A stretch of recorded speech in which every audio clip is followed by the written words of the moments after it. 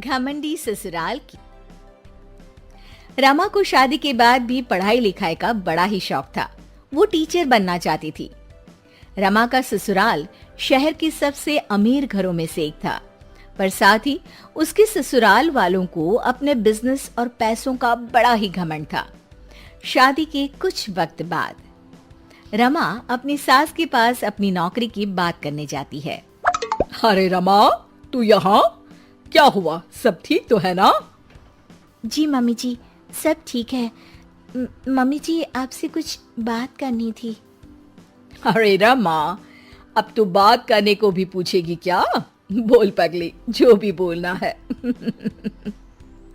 Mummy जी, अब तो शादी को काफी समय भी हो गया है और घर में सभी काम के लिए नौकर लगे हैं। मैं सारा दिन घर पर बोर हो जाती हूँ मम्मी जी। मैं नौकरी करना चाहती हूँ। अरे, ये क्या बोल रही है तू? नौकरी? क्या कमी है तुझे रमा? तुझे पता नहीं, हमारा बिजनेस शहर का सबसे बड़ा बिजनेस है और तू नौकरी की बात कर रही है। लोग क्या सोचेंगे कि इतना बड़ा बिजनेस, इतना पैसा होने का भी क्या मतलब, जब घर की बहू को भी नौकरी करके खुद का खर्चा उठाना पड़ रहा है। नहीं रमा, तू बिल्कुल नौकरी नहीं करेगी। पर माँ जी, मैं टीचर बनना चाहती हूँ। पागल हो गई है बहू? इतने बड़े बिजनेसमैन की पत्नी और बहू टीचर? देख रमा, तुझे पैसे चाहिए तो मैं तुझे देती हूँ, पर ये नौकरी की बात तू अपने दिमाग से निकाल दे।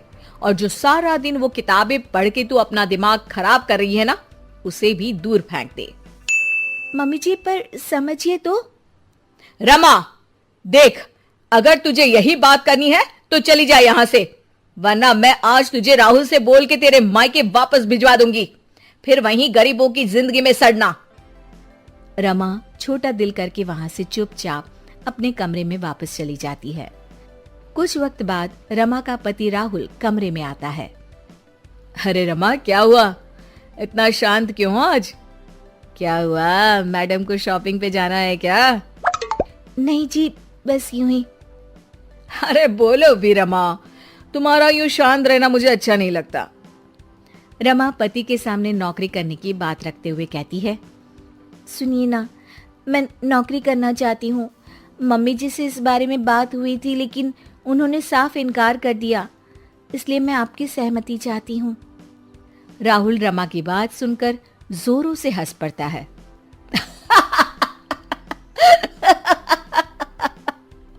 अरे रमा, तुम पागल तो नहीं हो गई हो?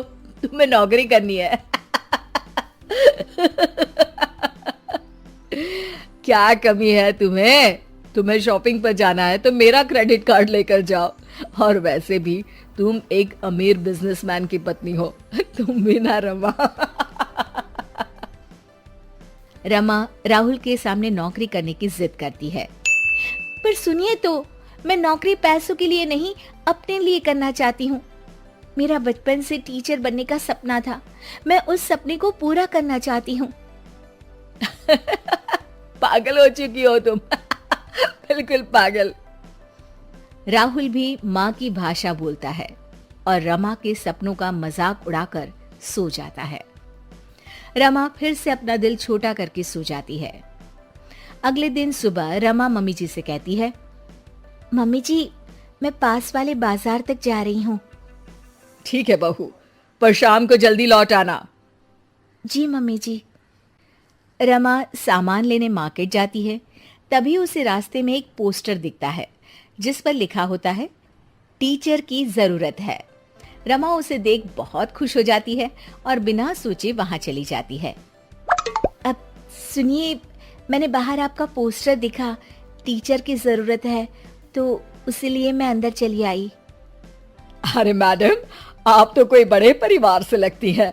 हमारा तो बस एक छोटा सा एनजीओ है जिसके लिए हमें एक टीचर की जरूरत है जो कम पैसों में इन बच्चों को पढ़ा सके।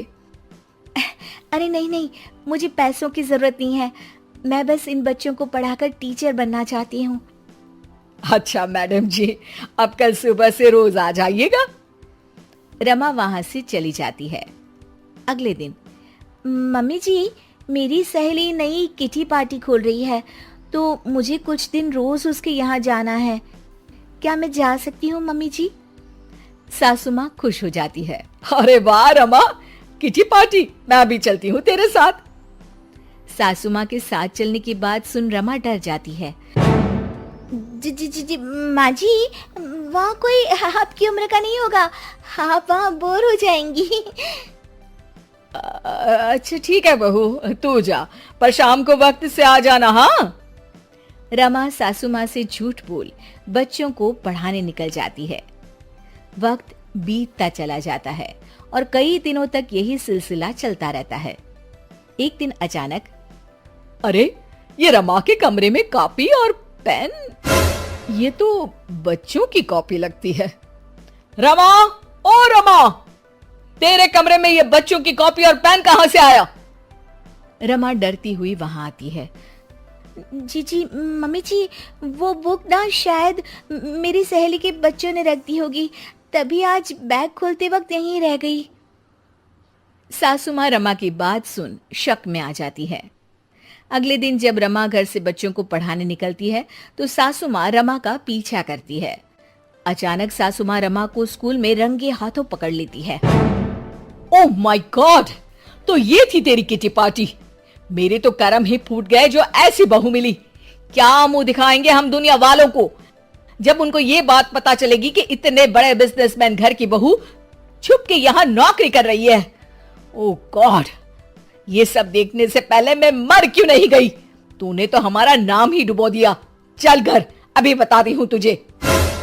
सासू माँ गुस्से में रमा को घर ले ही जा रही होती है कि तभी वहां स्कूल का मैनेजर आ जाता है और रमा से कहता है, अब मैडम जी, आपका बहुत बहुत धन्यवाद। आज आपकी वजह से हमारे एनजीओ के बच्चों ने शहर में टॉप कर हमारे एनजीओ का नाम रोशन किया है। आपका शुक्रिया मैडम जी। इतने अमीर परिवार से होने के बावजूद भी आपने बिना पैसों के इन बच्चों को पढ़ाया। जब तक आप जैसे लोग इस दुनिया में हैं, कोई गरीब का बच्चा पढ़ाई में पीछे नहीं रहेगा। मैनेजर की बातें सुन सासू माँ का रमा के प्रति दिल पिघल जाता है और वो रमा से कहती है, बहू, तू कल से रोज इन बच्चों को पढ़ाने जा सकती है, पर साथ ही इन बच्चों के लिए नए कपड़े और किताबें भी ले जाना। इन बच्चों की पढ़ाई में कोई कमी नहीं होनी चाहिए। सासू माँ की बातें सुन रमा खुश हो जाती है और फिर से बच्चों को पढ़ाने में लग जाती है, पर अब छुपाकर नहीं, खुलेआम।